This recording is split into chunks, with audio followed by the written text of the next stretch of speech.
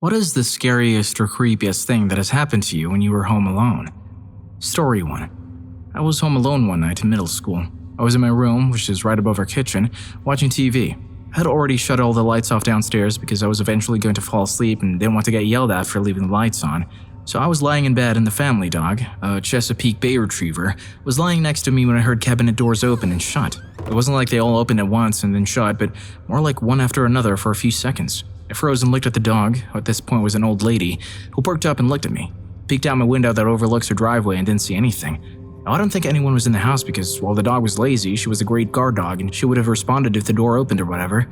After a few seconds, the dog got up and started moving towards the stairs and I decided to follow, fully confident that if anyone was down there, she would scare them away.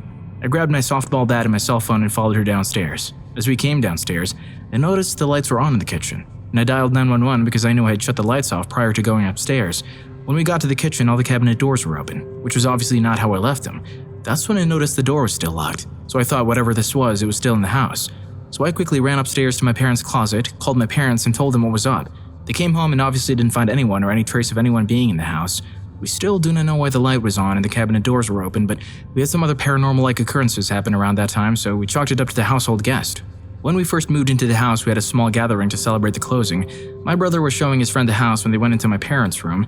They claimed to have seen green smoke in the corner. Naturally, they screamed and ran away, and when we went up there, it was gone. My brother refused to go upstairs alone after that, which is reasonable, but the weirdest part is that the dog refused to go into my parents' room and would sleep outside of the door. She was my dad's dog and rarely left his side.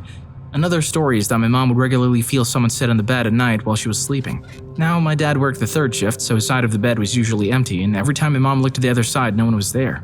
These things happened for the first 5 years in the house, and since then, to my knowledge, nothing has happened. The parents have been there for 15 years. I'm not really sure why it stopped, but it did. And our new dog, R.I.P. Tilly, has never had any apprehensions about moving about the house. We got him around 7 years ago. Also, nothing really threatening happened. It was mostly pranks. A little more backstory in the house is that it was an old farmhouse that my parents bought from the original family, like the house was handed down for years. We think that a few people passed away inside the house, specifically at the bottom of our stairs, as that area was always colder than other places in the house. I don't know where the spirits moved on, but I'm glad they're at peace now. The ghost was probably hungry and went through this dude's pantry for some cinnamon toast crunch. Speaking of, I think I might grab some for myself. They're my absolute fave, and hearing about spooky stuff makes me hungry. Story 2. It was raining pretty hard one night and I was about to go to bed. Our dog decided to start going nuts and barking at the corner of the family room. We had just moved in, so there wasn't anything in there, but she just kept constantly barking at nothing. I tried to pull her away, but she wasn't having any of it. She started showing her teeth and snarling, which she never usually does. I figured there must be an animal outside, so I turned on the deck lights. The deck is off the family room, and peered outside. Nope, nothing. I wasn't about to go outside because of the rain and didn't see anything anyway, so I dragged the dog to the bedroom, but she just wouldn't shut up. Finally, I decided to get my shoes and umbrella